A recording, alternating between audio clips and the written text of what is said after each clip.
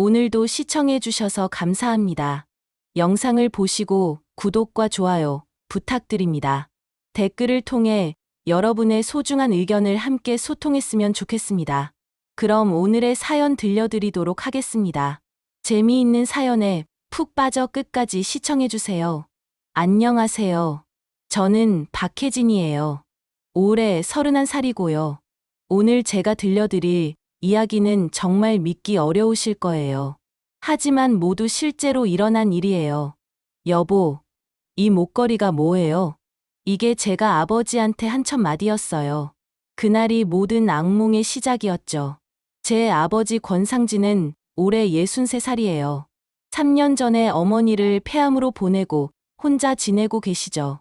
아버지는 어머니 돌아가신 후에 완전히 주저앉아 계셨는데 작년부터 늘푸른 산악회라는 곳에 나가시면서 많이 밝아지셨어요.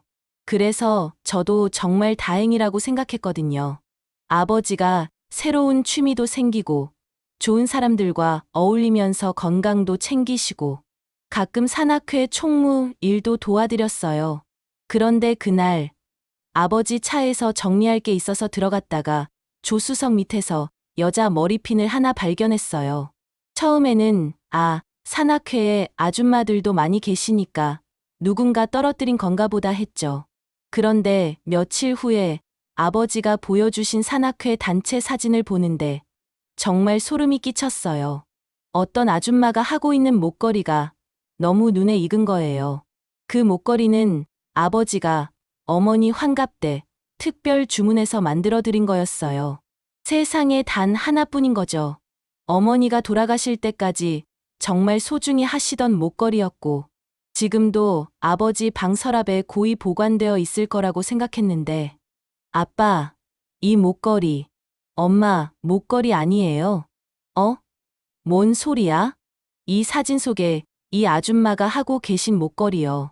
이게 엄마가 하시던 그 목걸이잖아요. 아버지 얼굴이 순간 하얗게 변했어요.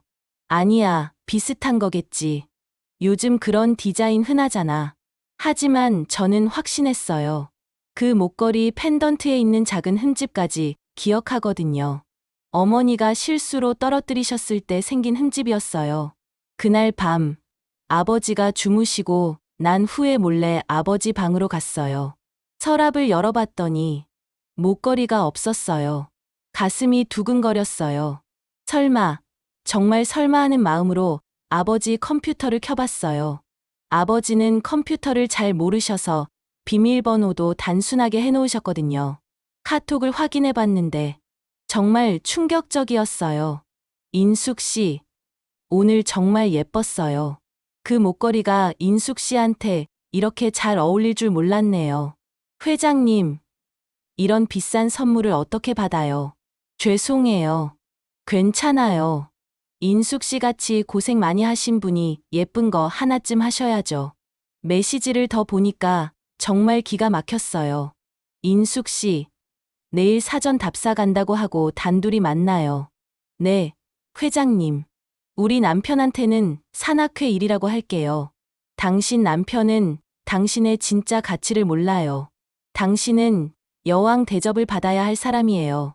정말 토가 나올 것 같았어요. 어머니의 목걸이를 다른 여자에게 주고 그것도 불륜 상대에게 주다니. 그 최인숙이라는 여자가 누군지 더 알아봤어요.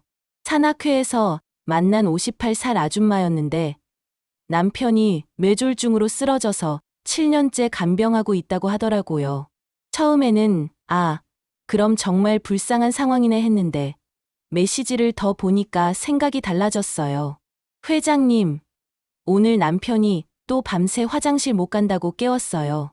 정말 지긋지긋해요. 인숙 씨, 힘드시겠어요. 그래도 조금만 더 버텨요. 우리가 있잖아요. 회장님만 있으면 뭐든 할 수 있을 것 같아요. 정말 고마워요. 이 여자가 진짜 간병이 힘들어서 그런 게 아니라 그냥 남편을 짐이라고 생각하고 있더라고요. 다음 날 아침, 아버지가 평소처럼 산악회 준비를 하고 계셨어요. 아빠, 오늘도 산악회 가세요? 응. 오늘은 신입 회원들 교육이 있어서 일찍 가야 해. 거짓말이었어요. 카톡 메시지를 봤거든요. 오늘은 최인숙과 단둘이 만나서 코스 점검을 한다고 되어 있었어요. 아빠, 요즘 산악회 일이 많으시네요. 뭐, 회장이다 보니까 할 일이 좀 있지. 그 인숙 씨라는 분도 열심히 하시나 봐요. 순간 아버지 표정이 굳어졌어요. 너 그 분을 어떻게 알아? 지난번 사진에서 봤잖아요. 목걸이 하신 분. 아, 그래. 그 분은 남편 간병하느라 정말 힘들어 하시는 분이야. 산이라도 다니면서 스트레스를 푸셔야 하는데 아버지가 최인숙을 옹호하는 모습을 보니까 정말 화가 났어요. 아빠, 그런 분한테 왜 엄마 목걸이를 주신 거예요? 뭔 소리야? 내가 언제? 아빠, 저 다 봤어요. 엄마 목걸이 없어졌잖아요. 아버지가 한참 말을 못 하시더니 한숨을 크게 쉬셨어요. 혜진아, 아빠도 사람이야. 3년 동안 혼자 지내는 게 얼마나 외로운지 넌 몰라. 그렇다고 해서 엄마 목걸이를 다른 여자한테 줘도 되는 거예요. 그 분은 다른 여자가 아니야. 정말 힘든 상황에 있는 분이고 아빠가 조금이라도 위로가 되어주고 싶은 거야. 위로요? 아빠, 이게 위로예요. 카톡 메시지들을 보여드렸어요. 아버지 얼굴이 점점 빨개졌어요. 혜진아, 이건. 아빠, 이게 위로예요. 이게 도움이에요. 이건 그냥 불륜이잖아요. 불륜이라니. 우리는 그런 관계가 아니야. 그럼 뭐예요? 사랑이에요. 아버지가 말을 못 하시더라고요. 사실 그때까지만 해도 저는 아버지가 그냥 외로움에 혹한 거라고 생각했어요. 나이 드신 분들이 외로우시면 충분히 그럴 수 있다고요. 그런데 그 다음에 알게 된 사실들이 정말 충격적이었어요. 산악회 총무님이 저한테 전화를 하신 거예요. 혜진 씨, 죄송한데 아버님께 말씀 좀 전해주실 수 있을까요? 네, 무슨 일이세요? 요즘 회계가 좀 안 맞아서요. 특히 사전 답사비나 교육비 쪽이 계속 부족해요. 부족하다니요? 네, 영수증은 계속 나오는데 실제로는 그렇게 쓸 일이 없었거든요. 그리고 영수증들도 좀 이상해요. 어떻게 이상한데요? 답사비라고 해서 호텔이나 펜션 영수증이 나오고 교육비라고 해서 고급 레스토랑 영수증이 나와요. 그리고 항상 2인분이에요. 가슴이 철렁 내려앉았어요. 아버지가 산악회 공금을 불륜 자금으로 쓰고 있었던 거예요. 총무님, 혹시 그 영수증들 언제 날짜인지 알 수 있을까요? 네, 대부분 주중이에요. 특히 화요일이나 수요일이 많네요. 화요일, 수요일. 아버지가 최인숙과 만난다고 하던 날들이었어요. 그날 밤, 아버지와 진지하게 얘기를 했어요. 아빠, 산악회 공금 문제 들었어요. 뭔 소리야?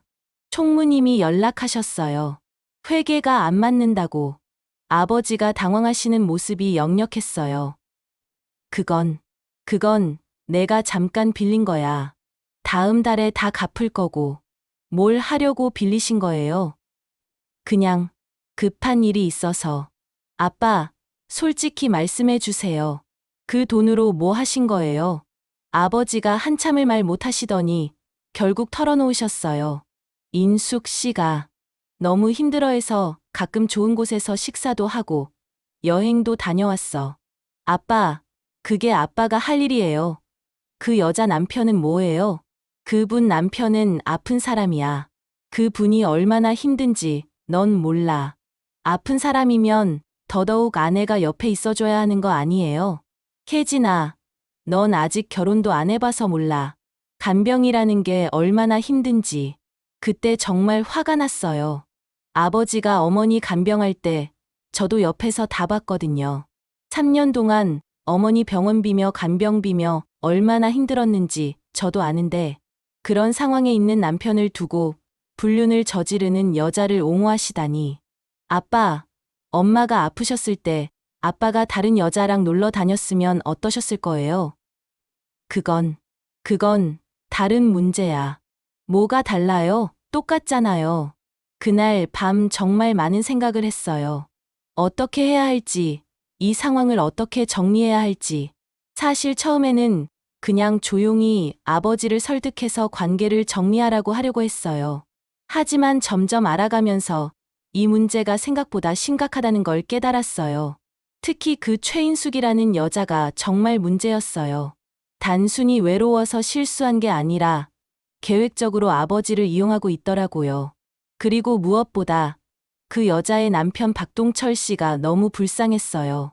7년 동안 힘든 병마와 싸우면서도 아내를 믿고 있을 텐데 저는 결심했어요. 이 상황을 반드시 바로잡겠다고. 그 다음 주 저는 직접 확인해 보기로 했어요. 최인숙이라는 여자가 정말 어떤 사람인지, 그리고 그녀의 남편은 어떤 상황에 있는지 말이에요. 아버지 카톡을 통해 최인숙의 집 주소를 알아냈어요. 그리고 화요일 오전에 그 집 근처로 갔어요. 아버지와 최인숙이 만나기로 한 날이었거든요. 오전 9시쯤 한 남자가 휠체어를 타고 집 앞마당에 나와 있는 걸 봤어요.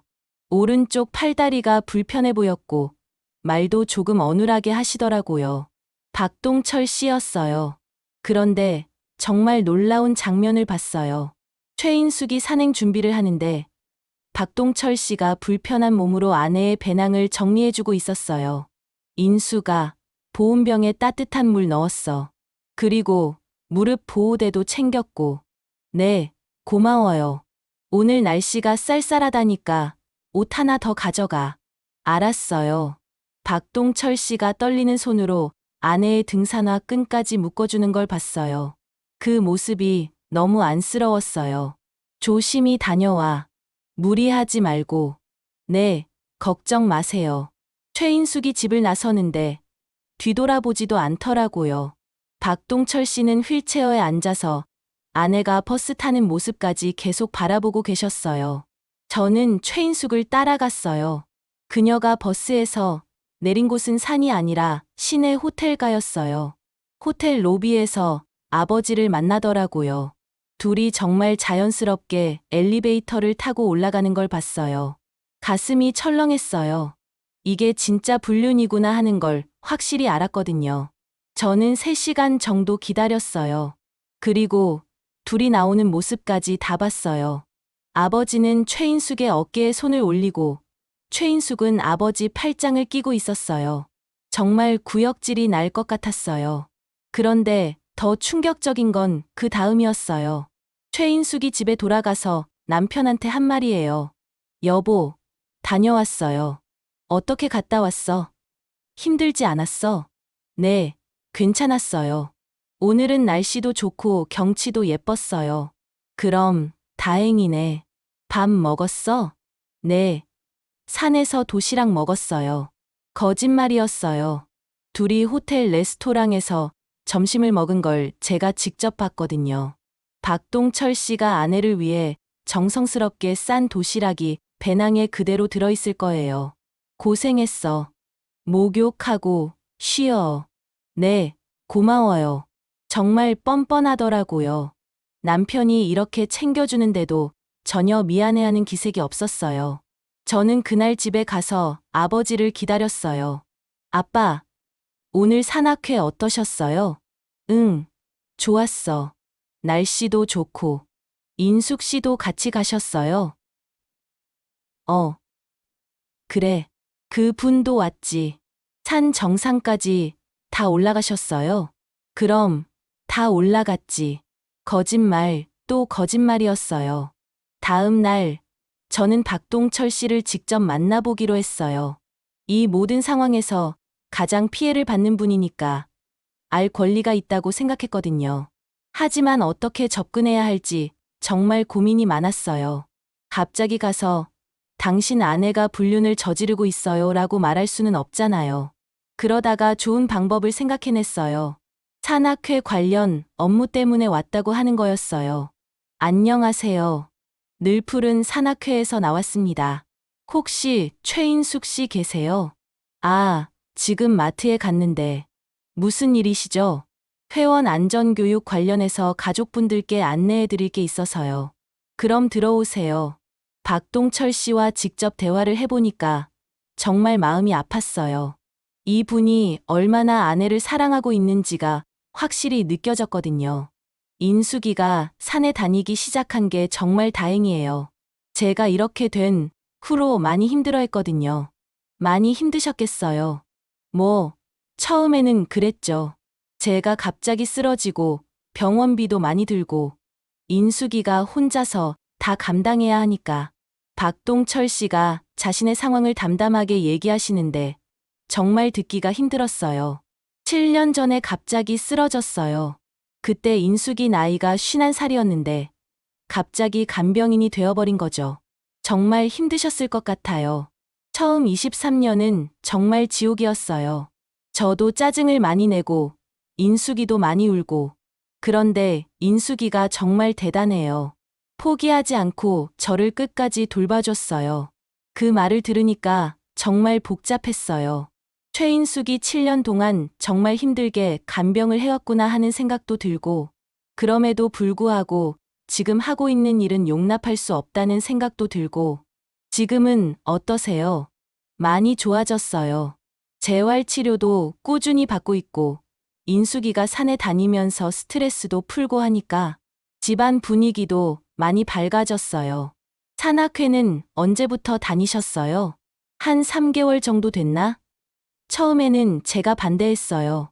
혼자 두고 나가는 게 미안하다고 하더라고요. 3개월. 아버지와 최인숙이 만난 지도 딱 3개월이었어요. 그런데 제가 억지로 보냈어요. 일주일에 한 번이라도 좋은 공기 마시고 좋은 사람들 만나고 하라고. 부인분이 좋아하시나 봐요. 네, 정말 좋아해요. 산에서 찍은 사진도 보여주고 산악회 사람들 얘기도 많이 해주고 특히 권 회장님 얘기를 많이 해요. 그 말을 들으니까 가슴이 더 아팠어요. 권 회장님이요? 네, 정말 좋은 분이라고 하더라고요. 인숙이가 초보라고 많이 도와주신다고 하고 좋은 장비도 소개해 주시고. 좋은 장비요?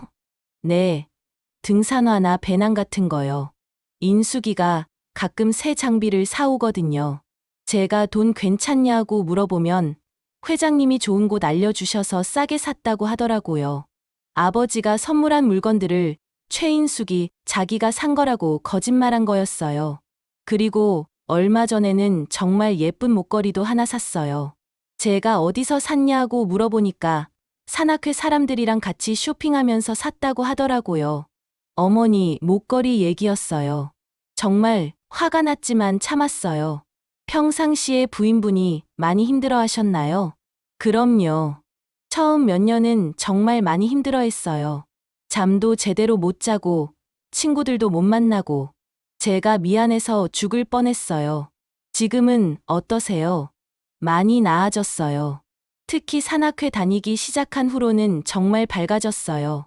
그래서 제가 더 고마워하고 있어요. 박동철 씨 얘기를 들으면서 정말 복잡한 마음이었어요. 이 분이 아내를 얼마나 사랑하고 고마워하는지가 너무 잘 느껴졌거든요. 그런데 그 아내는 지금 다른 남자와 호텔에서 시간을 보내고 있어요. 혹시 산악회에서 1박 2일 프로그램 같은 것도 있나요? 있어요. 한 달에 한 번 정도요. 인숙이가 다음 주에도 1박 2일로 어디 간다고 하더라고요. 그 말을 듣고 저는 확신했어요. 아버지와 최인숙이 1박 2일 여행을 계획하고 있다는 거요. 부인분이 1박 2일로 나가시면 혼자 계셔도 괜찮으세요? 처음에는 좀 걱정했는데 이제는 괜찮아요. 비상시에는 옆집에서도 도와주시고. 혼자 계실 때는 뭐 하세요? 그냥 텔레비전 보거나 책 읽거나. 인숙이가 돌아오기만 기다리죠. 정말 가슴이 아팠어요. 이 분은 아내가 돌아오기만 기다리고 있는데 그 아내는 다른 남자와 호텔에 있어요. 부인분께서 산악회 활동하시는 거 많이 응원해 주시나 봐요. 그럼요. 제가 이렇게 되고 나서 인숙이가 자기만의 시간을 못 가졌거든요. 그래서 더 미안하고. 박동철 씨가 갑자기 울먹이기 시작했어요.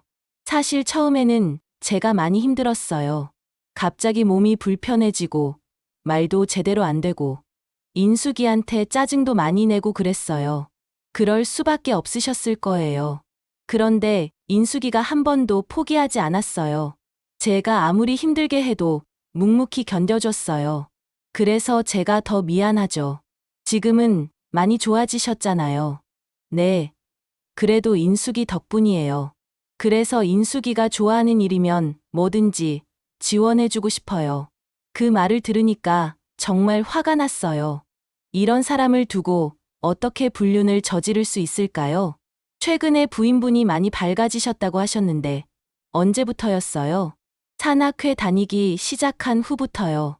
정말 달라졌어요. 매주 토요일마다 설레하면서 준비하고 돌아와서는 신나서 얘기해주고. 그럼 다행이네요. 네, 정말 다행이에요. 인숙이가 행복해하는 모습 보면 제가 더 기뻐요. 저는 더 이상 들을 수가 없었어요. 이 선량한 분이 진실을 안다면 얼마나 상처받을까 생각하니까 가슴이 아팠어요. 하지만 동시에 화도 났어요. 최인숙과 아버지가 이런 분을 속이고 있다는 사실에 정말 분노가 치밀었어요. 그럼 저는 이만 가보겠습니다. 네, 고생하셨어요. 인숙이한테 잘 전해드릴게요. 집에 돌아와서 정말 많은 생각을 했어요. 박동철 씨의 순수함과 사랑을 보고 나니까 이 상황을 더 이상 방치할 수 없다는 생각이 들었어요. 하지만 어떻게 해야 할지는 정말 어려운 문제였어요. 무작정 폭로하면 박동철 씨가 너무 상처받을 것 같고, 그렇다고 모른 척 할 수도 없고, 그런데 그 다음 주에 정말 결정적인 사건이 일어났어요. 다음 주 금요일, 최인숙이 박동철 씨에게 거짓말을 하는 현장을 직접 봤어요. 여보, 내일부터 1박 2일로 산악회 워크숍 가요. 워크숍이요? 네. 새로운 회원들 교육하고 안전 수칙 교육 받는 거예요. 회장님이 꼭 참석하라고 하셨어요. 그럼 어디서 하는데요? 강원도 어디 펜션에서요. 단체로 가니까 걱정 마세요. 박동철 씨가 걱정스럽게 말했어요. 1박 2일이면 좀 길네요. 괜찮겠어요? 네, 괜찮아요. 그리고 이런 교육 받으면 산행할 때 더 안전하게 다닐 수 있잖아요. 그럼 짐은 뭘 챙겨야 해요? 옷 갈아입을 거랑 세면 도구만 챙기면 돼요. 박동철 씨가 불편한 몸으로 아내의 가방을 정리해주기 시작했어요. 수건도 가져가고, 약도 챙기고. 아, 이 건강식품도 가져가세요. 알았어요. 그리고 밤에 추울 수 있으니까 따뜻한 옷도 가져가고. 네, 고마워요. 그 다음날 새벽, 저는 최인숙이 집에서 나오는 걸 확인했어요. 그리고 그녀를 따라갔죠. 최인숙이 간 곳은 강원도가 아니라 경기도 가평의 고급 펜션이었어요. 아버지가 미리 와서 기다리고 있더라고요. 둘이 만나서 포옹하는 모습을 봤을 때 정말 구역질이 날 것 같았어요. 저는 펜션 근처에서 하루를 보냈어요. 둘이 뭘 하는지 확인하려고요. 오후에 둘이 펜션 근처 식당에서 점심을 먹는 걸 봤어요. 아버지가 최인숙에게 뭔가를 건네주더라고요. 작은 상자 같은 거였어요. 최인숙이 상자를 열어보더니 정말 좋아하면서 아버지한테 안기더라고요. 아마 또 뭔가 선물을 한 것 같았어요. 그리고 저녁에는 펜션 바비큐 파티를 하더라고요. 둘이서만요. 정말 한심했어요. 박동철 씨가 정성스럽게 싸준 도시락은 아마 그대로 차 안에 있을 거예요. 그런데 정말 충격적인 건 둘이 나눈 대화였어요. 펜션 테라스에서 와인을 마시면서 하는 얘기를 우연히 들었거든요. 인숙 씨, 정말 행복해요. 이렇게 함께 있으니까. 저도요, 회장님. 정말 꿈만 같아요. 그런데 집에서는 힘들지 않아요? 뭐가요? 남편분 간병하는 거요. 최인숙이 한숨을 쉬더라고요. 솔직히 말하면 정말 지겹긴 해요. 그럴 만하죠. 7년이나 됐으니까. 처음에는 그래도 참았어요. 제 남편이니까. 그런데 이제는 정말 언제까지 이래야 하나 싶어요. 많이 힘드시겠어요. 회장님을 만나기 전에는 정말 절망적이었어요. 평생 이렇게 살아야 하나 하고 아버지가 최인숙의 손을 잡았어요. 이제는 제가 있잖아요. 네, 정말 고마워요. 회장님 덕분에 다시 살 것 같아요. 인숙 씨도 행복할 자격이 있어요. 지금까지 너무 희생만 하셨어요. 그렇죠? 저도 여자예요. 사랑받고 싶고 행복하고 싶어요. 그 대화를 들으면서 정말 화가 났어요. 박동철 씨가 얼마나 미안해하고 고마워하는지 봤는데 최인숙은 남편을 짐이라고 생각하고 있었던 거예요. 그런데 인숙 씨, 앞으로 어떻게 할까요? 어떻게 하긴요. 계속 이렇게 숨어서 만날 수는 없잖아요. 최인숙이 잠시 생각하더니 말했어요. 좀 더 지켜봐요. 제가 아직 마음의 준비가 안 됐어요. 그럼 제가 기다릴게요. 시간이 얼마나 걸리든지. 고마워요, 회장님. 그 대화를 들으면서 저는 확신했어요. 이 둘이 진짜 사랑하는 게 아니라 그냥 서로의 외로움을 채우고 있을 뿐이라는 거요. 그 다음날 아침, 정말 충격적인 장면을 봤어요. 아버지와 최인숙이 펜션에서 체크아웃을 하고 근처 카페에서 브런치를 먹고 있었어요. 그런데 최인숙이 가방에서 뭔가를 꺼내더라고요. 박동철 씨가 싸준 도시락이었어요. 회장님, 이거 우리 남편이 싸준 건데 안 먹고 왔어요. 그래요? 어떤 건데요? 김밥이랑 과일이요. 새벽에 일어나서 만들어줬어요. 최인숙이 도시락을 열어서 아버지에게 보여줬어요. 와, 정말 정성스럽게 싸줬네요. 그렇죠. 손이 불편한데도 이렇게 예쁘게 싸줘요. 그리고 최인숙이 한 말에 정말 기가 막혔어요. 먹어봐요. 맛있어요. 둘이 박동철 씨가 아내를 위해 새벽에 일어나서 정성스럽게 싼 김밥을 먹으면서 웃고 있는 거예요. 정말 맛있네요. 남편분이 요리를 잘하시나 봐요. 네. 아프기 전에는 제가 요리를 못해서 남편이 다 해줬어요. 지금도 가끔 이렇게 해줘요. 고마우시겠어요. 뭐가요? 이제는 그냥 습관이에요. 최인숙이 너무 태연하게 말하는 걸 보고 정말 소름이 끼쳤어요. 그리고 아버지가 샴페인을 주문했어요. 왜 갑자기 샴페인을요? 특별한 날이니까요. 우리가 처음으로 1박 2일을 함께 보낸 날이잖아요. 그러네요. 둘이 박동철 씨가 싼 도시락을 안주 삼아 샴페인을 마시는 모습을 보고 정말 충격받았어요. 이 사람들이 정말 사람인가 싶었어요. 인숙 씨, 제가 하나 더 선물이 있어요. 아버지가 또 뭔가를 꺼내더라고요. 이번에는 금반지였어요. 이건 뭐예요? 제가 인숙 씨를 위해 특별히 주문한 거예요. 인숙 씨 이름 이니셜도 새겨넣고. 정말요? 너무 비쌌을 텐데. 괜찮아요. 인숙 씨는 그럴 자격이 있어요. 최인숙이 반지를 끼더니 정말 좋아했어요. 예쁘다. 정말 고마워요. 인숙 씨가 좋아하면 저도 기뻐요. 그 반지도 아마 산악회 공금으로 산 거겠죠. 저는 그 모습을 다 촬영했어요. 나중에 증거로 쓰려고요. 오후에 둘이 헤어지는 모습도 봤어요. 인숙 씨, 정말 행복했어요. 저도요. 이런 시간이 더 많았으면 좋겠어요. 곧 그런 날이 올 거예요. 정말요? 네. 제가 방법을 찾아볼게요. 둘이 포옹하고 키스하는 모습까지 다 촬영했어요. 그리고 최인숙이 집으로 돌아가는 모습을 따라갔어요. 집에 도착한 최인숙이 박동철 씨에게 한 말이 또 가관이었어요. 여보, 다녀왔어요. 어떻게 다녀왔어요? 많이 힘들었죠? 아니에요. 괜찮았어요. 교육도 유익했고, 사람들도 좋았어요. 그럼 다행이고, 밥은 먹었어요? 네. 거기서 단체로 먹었어요. 또 거짓말이었어요. 도시락은 어떻게 했어요? 아, 맞다. 도시락 정말 맛있게 먹었어요. 다른 사람들이 다 부러워했어요. 정말 뻔뻔했어요. 자기 남편이 싼 도시락을 불륜 상대와 먹으면서 샴페인을 마셨으면서 그런 말을 하다니. 그럼 다행이네요. 고생하셨어요. 네. 그런데 몸이 좀 피곤해서 일찍 잘게요. 그러세요. 푹 쉬세요. 최인숙이 방에 들어간 후 박동철 씨가 아내가 가져온 가방을 정리해주고 있었어요. 빨래할 옷들을 꺼내고 세면도구도 정리하고.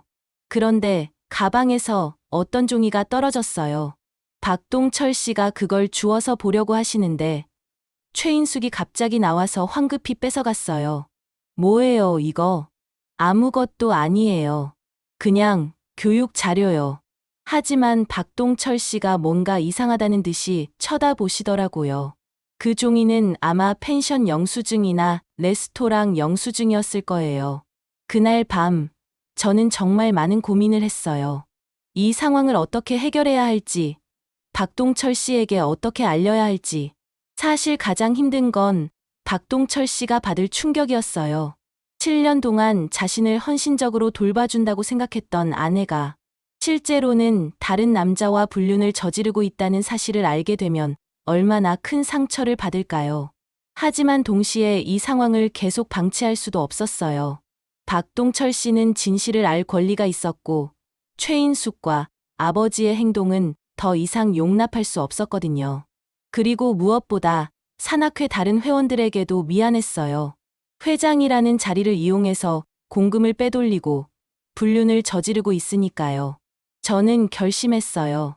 다음 주 산악회 정기총회에서 모든 걸 공개하기로 말이에요. 하지만 그 전에 박동철 씨에게는 미리 알려드려야 한다고 생각했어요. 갑자기 공개적인 자리에서 알게 되면 너무 충격이 클 것 같아서요. 그래서 월요일에 박동철 씨를 찾아뵈기로 했어요. 모든 증거를 가지고 가서 조심스럽게 말씀드리기로요. 정말 어려운 일이었지만 꼭 해야 하는 일이라고 생각했어요. 월요일 오전, 저는 박동철 씨를 찾아뵀어요. 가슴이 두근거렸지만 꼭 해야 하는 일이라고 생각했어요. 안녕하세요. 지난번에 왔던 혜진입니다. 아, 안녕하세요. 무슨 일로 오셨어요? 박동철 씨, 혹시 앉아서 얘기할 수 있을까요? 중요한 말씀이 있어서요. 박동철 씨 표정이 심각해졌어요. 무슨 일이시죠? 저는 조심스럽게 말을 꺼냈어요.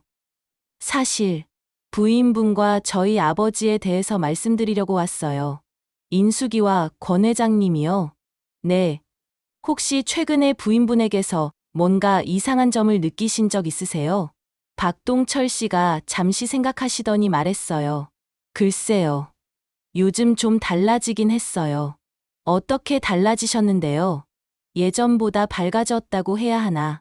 그리고 새로운 물건들도 자주 사오고 산악회 활동하면서 좋아진 거라고 생각했는데 박동철 씨가 점점 불안한 표정을 지으셨어요. 혹시 무슨 문제가 있나요? 저는 준비해간 사진들을 조심스럽게 꺼냈어요. 박동철 씨, 정말 죄송합니다. 하지만 이걸 보셨으면 해요. 첫 번째 사진은 아버지와 최인숙이 호텔 로비에서 만나는 모습이었어요. 박동철 씨가 사진을 보시더니 얼굴이 하얗게 변했어요. 이게 뭐예요? 지난주 화요일에 찍은 사진이에요. 부인분이 산에 간다고 하신 날이요. 그런데 왜 호텔에? 저는 두 번째 사진을 보여드렸어요. 둘이 호텔 엘리베이터에 타는 모습이었어요. 아니에요. 이건 아닐 거예요. 뭔가 오해가 있을 거예요. 박동철 씨가 부들부들 떨고 계셨어요. 정말 죄송해요. 하지만 더 보셔야 할 게 있어요. 펜션에서 찍은 사진들을 차례로 보여드렸어요. 둘이 함께 식사하는 모습, 선물을 주고받는 모습, 포옹하고 키스하는 모습까지. 박동철 씨가 사진을 보시더니 손이 심하게 떨리기 시작했어요. 이럴 수가 없어요. 박동철 씨, 괜찮으세요? 인숙이가 정말 이런 일을. 박동철 씨가 눈물을 흘리기 시작했어요.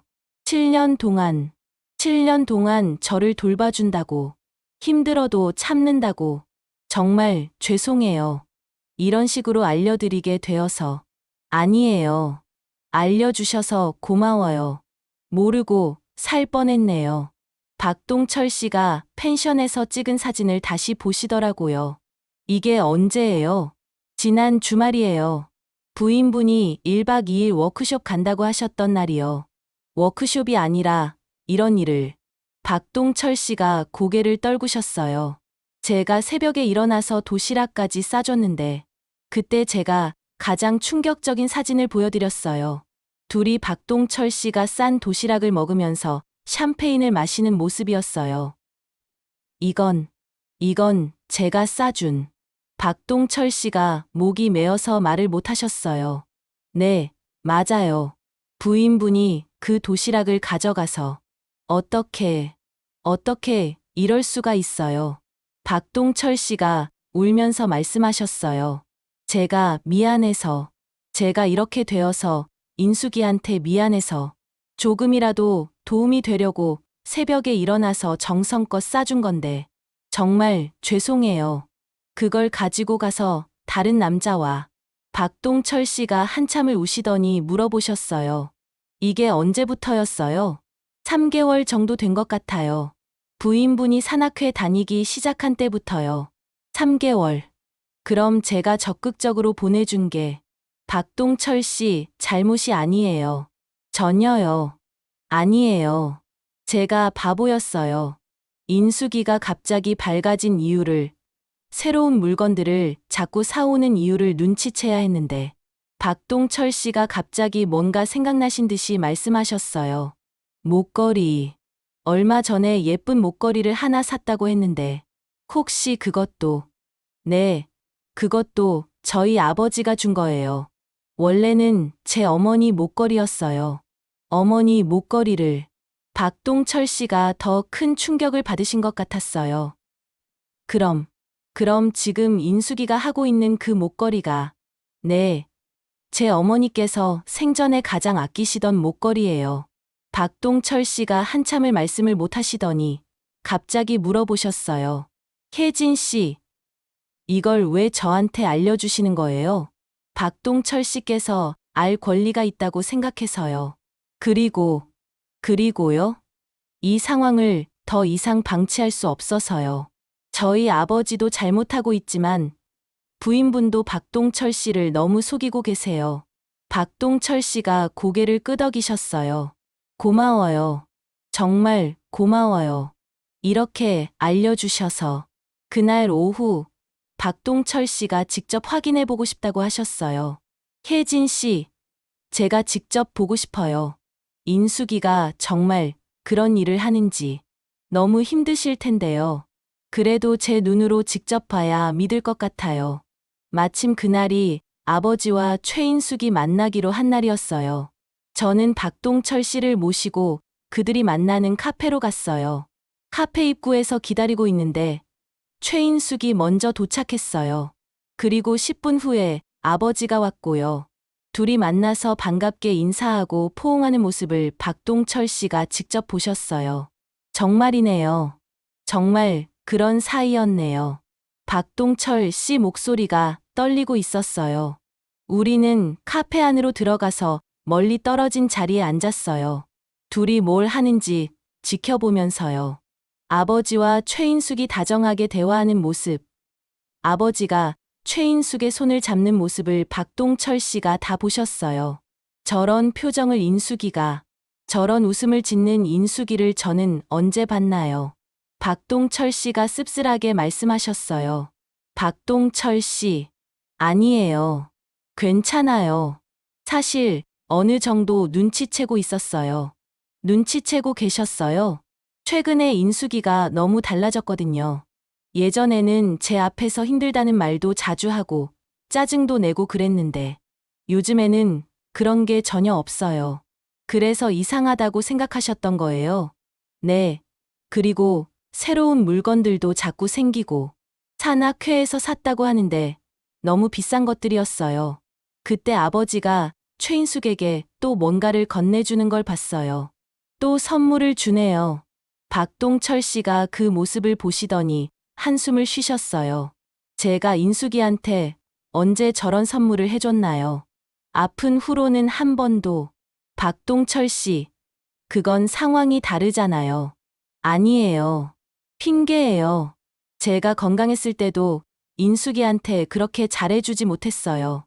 박동철 씨가 자책하시는 모습을 보니까 더 마음이 아팠어요. 그렇다고 해서 이런 일을 해도 된다는 건 아니잖아요. 맞아요. 그건 맞아요. 그때 둘이 카페를 나가는 걸 봤어요. 아마 또 호텔로 가는 것 같았어요. 따라가 볼까요? 아니에요. 이미 충분히 봤어요. 박동철 씨가 고개를 저으셨어요. 이제 어떻게 하실 거예요? 모르겠어요. 어떻게 해야 할지. 혜진 씨는 어떻게 하실 거예요? 저는 이번 주 토요일 산악회 정기총회에서 공개할 생각이에요. 공개요? 네. 산악회 회원들 앞에서 모든 걸 말할 거예요. 저희 아버지가 회장 자리를 이용해서 공금도 횡령하고 회원과 부적절한 관계를 맺고 있다고요. 박동철 씨가 놀라셨어요. 그럼 인숙이도, 네, 당연히 알려질 거예요. 그럼 저는 어떻게 하죠? 그건 박동철 씨가 결정하세요. 다만요? 박동철 씨께서도 그 자리에 계셨으면 해요. 저도요? 네. 가장 피해를 받으신 분이니까요. 그리고 진실을 말할 권리가 있으세요. 박동철 씨가 한참을 고민하시더니 말했어요. 알겠어요. 가겠어요. 정말요? 네. 더 이상 속으면서 살 수는 없어요. 그리고 다른 회원들도 알아야 할 것 같아요. 힘드실 텐데요. 힘들죠. 하지만 해야 할 일이에요. 그날 밤, 박동철 씨는 최인숙에게 아무 말씀을 안 하셨대요. 평소처럼 대해주셨대요. 하지만 최인숙이 오늘 산악회 가는데 도시락 싸줄까요? 라고 물어봤을 때는 정말 힘들었다고 하시더라고요. 싸줄게요. 조심히 다녀와요. 그렇게 말씀하시면서도 속으로는 얼마나 아프셨을까요? 그리고 토요일이 다가왔어요. 저와 박동철 씨는 산악회 정기총회에 참석하기로 했어요. 모든 진실을 밝히기 위해서요. 사실 정말 무서웠어요. 그 많은 사람들 앞에서 아버지의 잘못을 공개한다는 게 쉬운 일은 아니었거든요. 하지만 더 이상 미룰 수는 없었어요. 산악회 회원들도 진실을 알 권리가 있었고, 박동철 씨도 정당한 대우를 받을 권리가 있었어요. 그리고 무엇보다 이런 일이 계속되어서는 안 됐어요. 토요일 오후 2시, 늘 푸른 산악회 정기총회가 열렸어요. 장소는 동네 문화센터 대강당이었고 60여 명의 회원들이 참석했어요. 저는 박동철 씨와 함께 뒤쪽 자리에 앉았어요. 박동철 씨는 휠체어를 타고 오셨는데 얼굴이 많이 굳어 있으셨어요. 괜찮으세요? 네, 괜찮아요. 해야 할 일이니까요. 무대 위에는 아버지가 회장 자리에 앉아 있었고 최인숙은 일반 회원석에 앉아 있었어요. 둘 다 평소와 다름없이 자연스러운 모습이었죠. 아버지가 마이크를 잡고 말했어요. 안녕하세요, 회원 여러분. 오늘 정기총회에 참석해 주셔서 감사합니다. 박수가 나왔어요. 지난 1년간 우리 산악회가 정말 많은 발전을 했습니다. 새로운 회원분들도 많이 들어오셨고 안전사고 없이 즐거운 산행을 많이 했습니다. 또 박수가 나왔어요. 특히 올해는 회원들 간의 유대감이 정말 깊어진 것 같습니다. 서로 도와가며 격려하며 진정한 가족 같은 분위기를 만들어 왔습니다. 저는 그 말을 들으면서 정말 기가 막혔어요. 가족 같은 분위기라니. 정작 본인은 회원의 아내와 불륜을 저지르고 있으면서요. 회계 보고가 시작됐어요. 총무가 나와서 수입과 지출을 설명했는데 저는 그 중에서 기타 활동비 항목이 눈에 들어왔어요. 기타 활동비가 많이 나간 것 같은데 구체적으로 뭘 위한 비용이었나요? 한 회원이 질문했어요. 총무가 당황하면서 말했어요. 그게 주로 사전 답사나 회장님의 교육 활동비였습니다. 교육 활동비요? 네. 회장님이 새로운 코스 개발이나 안전 교육을 위해서 여러 곳을 다니셨거든요. 아버지가 마이크를 잡았어요. 네, 맞습니다. 회원들의 안전과 더 좋은 산행을 위해서 제가 개인적으로 많은 시간과 노력을 투자했습니다. 그 말을 들으면서 저는 더 이상 참을 수가 없었어요. 저는 자리에서 일어났어요. 회장님, 질문이 있습니다. 네, 말씀하세요. 그 사전 답사나 교육 활동을 혼자 다니신 건가요? 아버지 표정이 조금 굳어졌어요.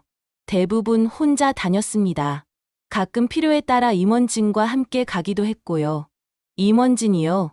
구체적으로 누구와 함께 가셨는지 말씀해 주실 수 있나요? 그게 왜 그런 걸 묻시죠? 궁금해서요. 그리고 회원들도 알 권리가 있다고 생각해요. 아버지가 당황하는 모습이 역력했어요. 그냥 필요에 따라 여러분들과 혹시 최인숙 회원과 함께 다니신 적은 없나요? 순간 강당이 조용해졌어요. 최인숙의 얼굴이 하얗게 변했고요. 왜 갑자기 인숙 씨 얘기를 답변해 주세요. 최인숙 회원과 함께 사전 답사를 다니신 적이 있나요? 아버지가 말을 못하고 있을 때 저는 준비해간 자료를 꺼냈어요. 회원 여러분, 제가 보여드릴 게 있습니다. 크린의 첫 번째 사진을 띄웠어요. 아버지와 최인숙이 호텔에서 만나는 모습이었어요. 강당이 술렁거리기 시작했어요. 이건 지난달 화요일 회장님과 최인숙 회원이 시내 호텔에서 만나는 모습입니다. 혜진아, 너 뭐 하는 거야?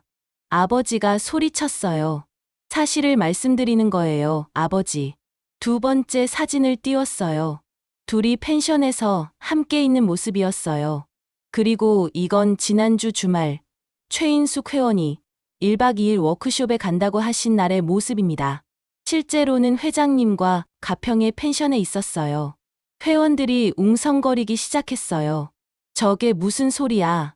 정말이야? 최인숙이 자리에서 일어났어요. 이건 오해예요. 정말 업무상 만난 거예요. 업무상이요? 저는 세 번째 사진을 띄웠어요. 둘이 키스하는 모습이었어요. 강당이 완전히 아수라장이 됐어요. 어떻게 이런 일이, 회장님이 정말 그런 일을. 그때 박동철 씨가 휠체어를 타고 앞으로 나왔어요. 회원 여러분, 제가 최인숙의 남편 박동철입니다. 강당이 다시 조용해졌어요. 저는 7년 전 뇌졸중으로 쓰러진 후 제 아내가 저를 헌신적으로 돌봐준다고 생각했습니다. 박동철 씨 목소리가 떨리고 있었어요. 아내가 산악회에 나가는 것도 제가 적극적으로 권했습니다. 스트레스도 풀고 좋은 사람들도 만나라고 했죠. 동철 씨, 최인숙이 울먹이면서 말했어요. 하지만 제 아내는 저를 돌보는 대신 다른 남자와 이런 일을 하고 있었습니다. 박동철 씨가 마지막 사진을 보여달라고 했어요. 최인숙과 아버지가 박동철 씨가 싼 도시락을 먹으면서 샴페인을 마시는 사진이었어요. 이 도시락은 제가 아내를 위해 새벽에 일어나서 정성껏 싼 것입니다. 불편한 손으로 김밥을 싸고 과일도 깎아서 넣었어요. 강당에 많은 사람들이 울고 있었어요. 제 아내는 그 도시락을 가지고 가서 다른 남자와 함께 먹으면서 저를 비웃었습니다. 박동철 씨의 고백이 끝나자 강당은 완전히 아수라장이 됐어요. 이런 일이 어떻게, 회장님이 정말 그런 분이었어? 인숙 씨도 그렇고, 최인숙이 앞으로 나왔어요. 여러분, 제 얘기도 들어보세요. 뭘 더 들어요? 사진이 다 나와 있는데. 아니에요, 제가 정말 힘들었어요. 최인숙이 울면서 말했어요. 7년 동안 간병하면서 제가 얼마나 힘들었는지 아무도 몰라요. 힘들다고 해서 불륜을 해도 된다는 거야? 그게 아니라, 저도 사람이에요. 저도 사랑받고 싶었어요. 회원들이 더욱 분노했어요. 사랑받고 싶으면 남편한테 받아야지. 남편이 저렇게 아픈데 어떻게 그런 일을. 그때 아버지가 마이크를 잡았어요. 회원 여러분, 진정하세요. 회장님도 할 말 있으면 해보세요. 저도 잘못했습니다. 아버지가 고개를 숙였어요. 하지만 인숙 씨를 비난하지는 마세요. 모든 책임은 제게 있습니다. 무슨 책임이에요? 둘 다 잘못한 거지. 인숙 씨는 정말 힘든 상황에 있었어요. 제가 그런 분을 이용한 거예요. 최인숙이 아버지를 바라봤어요. 회장님, 인숙 씨, 정말 죄송합니다. 제가 당신을 더 힘들게 만들었네요. 그런데 그때 최인숙이 갑자기 말했어요. 아니에요. 회장님만 잘못한 게 아니에요. 인숙 씨, 저도 회장님을 이용했어요. 강당이 다시 조용해졌어요. 처음에는 정말 힘들어서 의지했어요. 그런데 점점 회장님이 저한테 해주는 것들이 좋았어요. 인숙 씨, 그만하세요. 아니에요. 이제 다 말할 거예요. 최인숙이 회원들을 바라봤어요.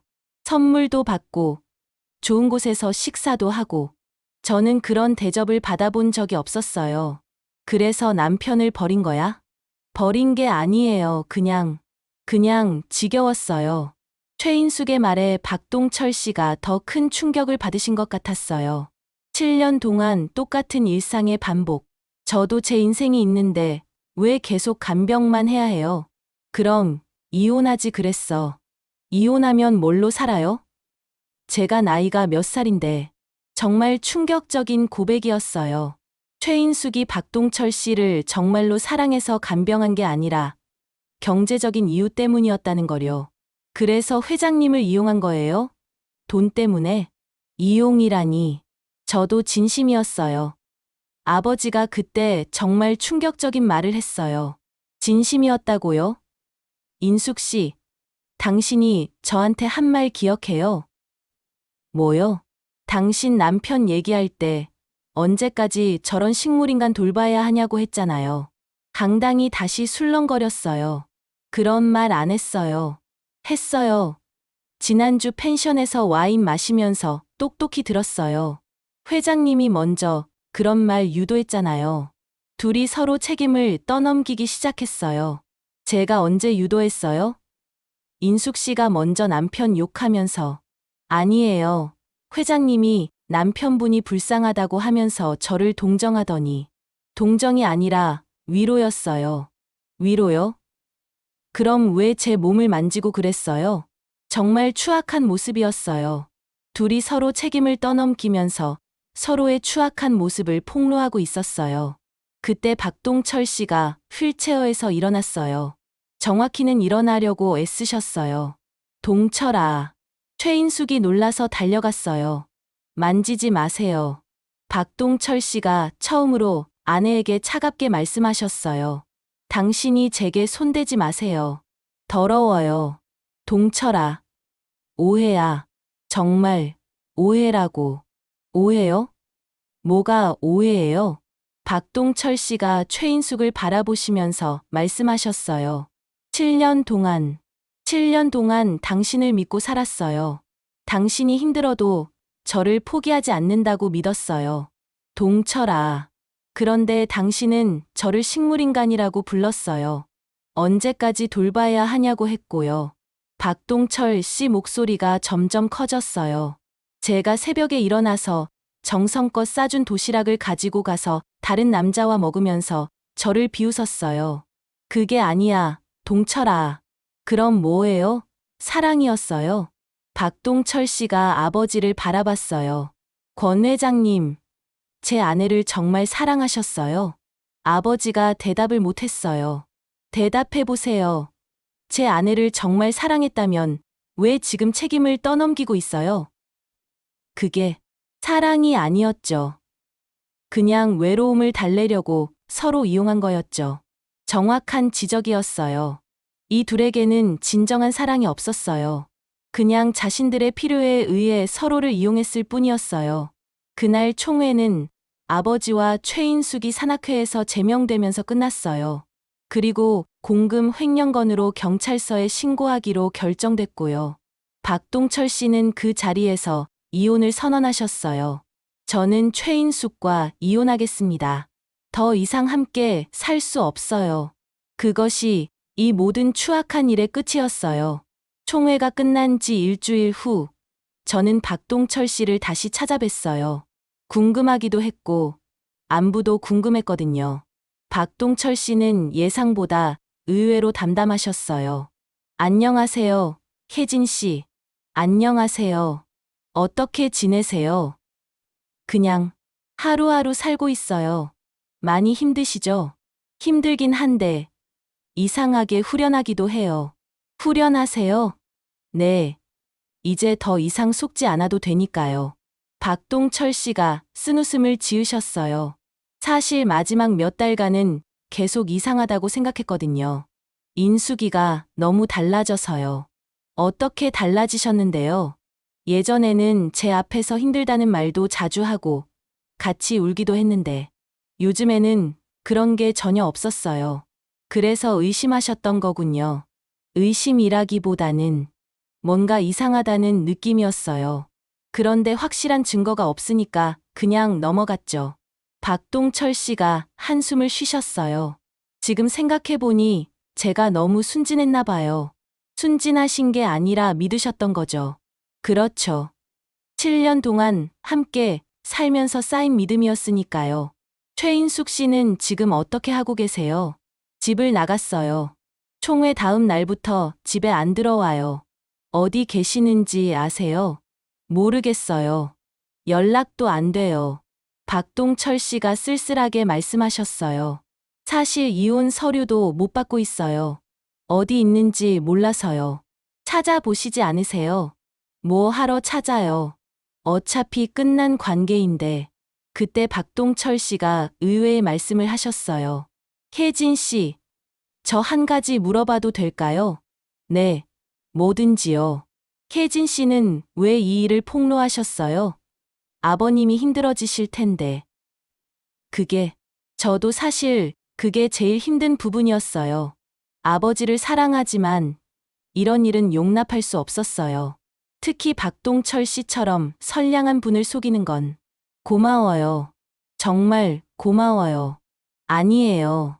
당연한 일을 했을 뿐이에요. 그런데 아버님은 어떻게 지내세요? 저는 한숨을 쉬었어요. 많이 힘들어하세요. 집에서 거의 나오지도 않고. 아버지는 정말 완전히 주저앉으셨어요. 총회 이후로 집에서 거의 나오지 않으시고 식사도 제대로 안 하시고 계셨어요. 후회하시나 봐요. 네, 많이 후회하세요. 특히 박동철 씨한테 정말 미안해 하시더라고요. 그런 마음이 있으시다니 다행이네요. 박동철 씨는 아버지를 용서하실 수 있으세요?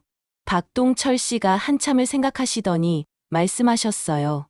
지금은 힘들어요. 하지만 시간이 지나면 모르겠어요. 아버지가 정말 죄송해하고 계세요.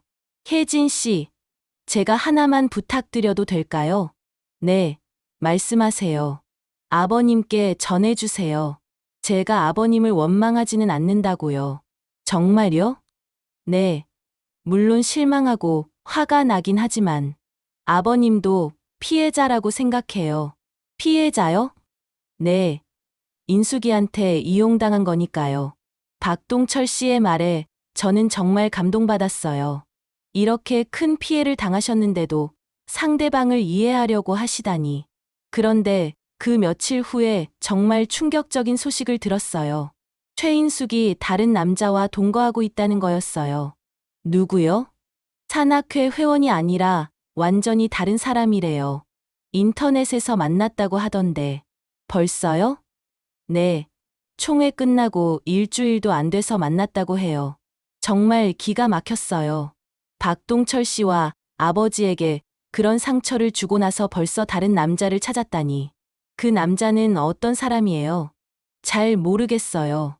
그런데 돈이 좀 있는 사람인 것 같대요. 역시 최인숙이었어요.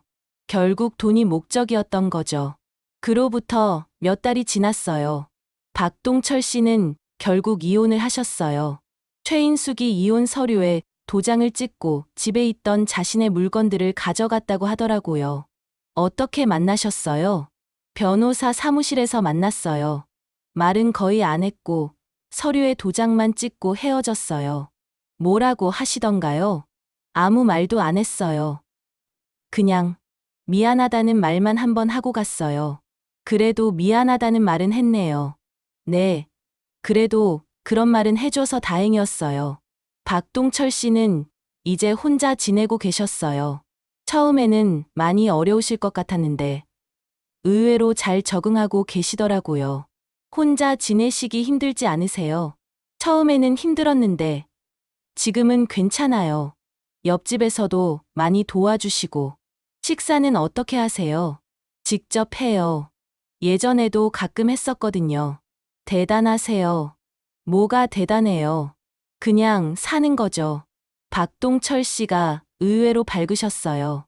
솔직히 말하면 이제는 눈치 안 보고 살 수 있어서 좋아요. 눈치요?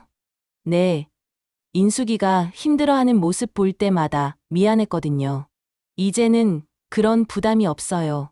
그런 면도 있겠네요. 그리고 제가 좋아하는 일들도 할 수 있고요.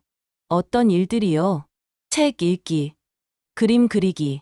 예전에 좋아했던 일들이에요. 박동철 씨가 정말 평화로워 보이셨어요.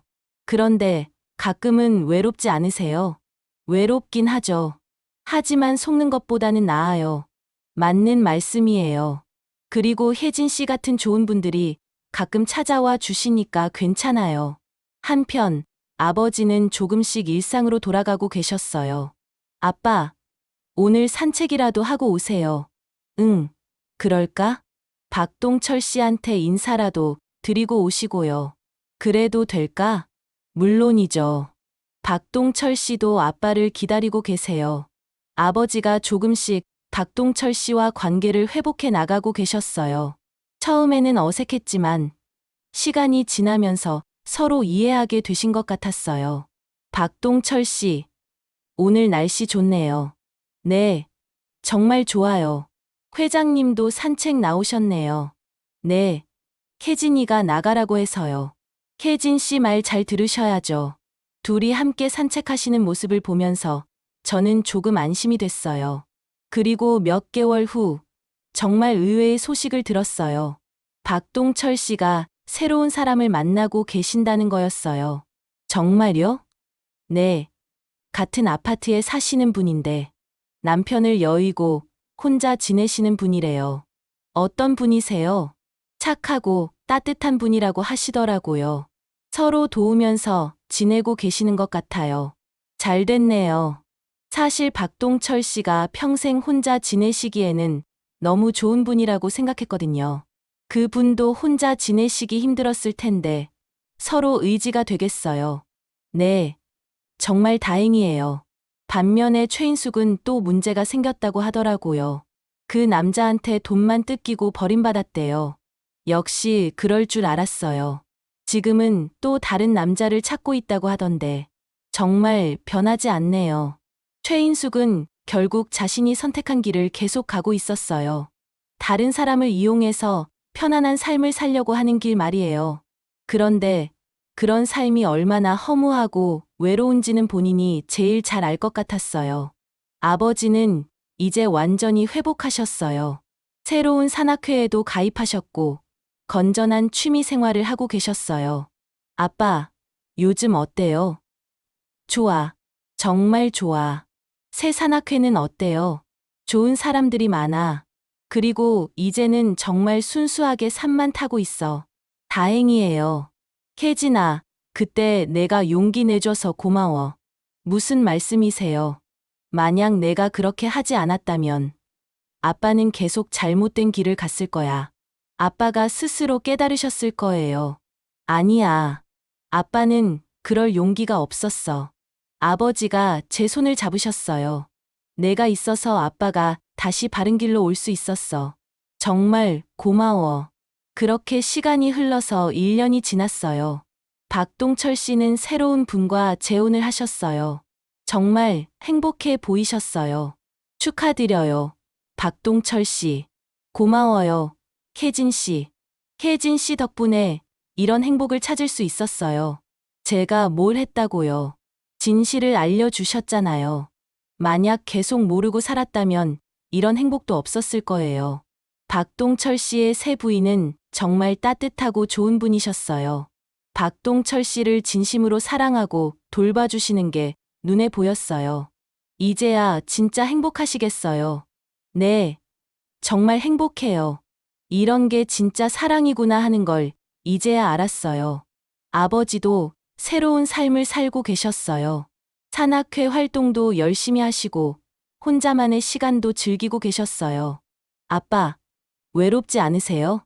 외롭긴 하지만 이제는 혼자 있는 시간이 편해. 정말요? 응. 누군가를 속이거나 거짓말할 필요가 없으니까 마음이 편해. 좋은 분 만나시면 어때요? 글쎄, 만나게 되면 만나고. 아직은 혼자가 좋아. 저는 이 모든 일을 겪으면서 정말 많은 걸 배웠어요. 사랑이라는 이름으로 다른 사람을 이용하는 건 진짜 사랑이 아니라는 것. 진실은 언젠가는 드러나게 되어 있다는 것. 그리고 용기를 내서 옳은 일을 하는 게 얼마나 중요한지. 지금도 가끔 그때 일을 생각해요. 만약 제가 용기를 내지 않았다면 어떻게 됐을까 하고요. 아마 박동철 씨는 계속 속으면서 살았을 거고, 아버지는 더 큰 잘못을 저질렀을지도 몰라요. 그리고 최인숙은 계속 다른 사람들을 이용하면서 살았겠죠. 하지만 진실이 밝혀지면서 모든 게 제자리를 찾아갔어요. 물론 상처받은 사람들도 있었지만 결국은 모두가 더 나은 삶을 살게 됐어요. 박동철 씨는 진짜 사랑을 찾으셨고 아버지는 진정한 회개를 하셨어요. 그리고 저는 옳은 일을 할 용기를 가지는 게 얼마나 중요한지 배웠어요. 지금 이 이야기를 들으시는 여러분도 혹시 비슷한 상황에 계시다면 용기를 내시기 바라요. 진실은 때로는 아프지만 결국 모든 사람을 자유롭게 해주거든요.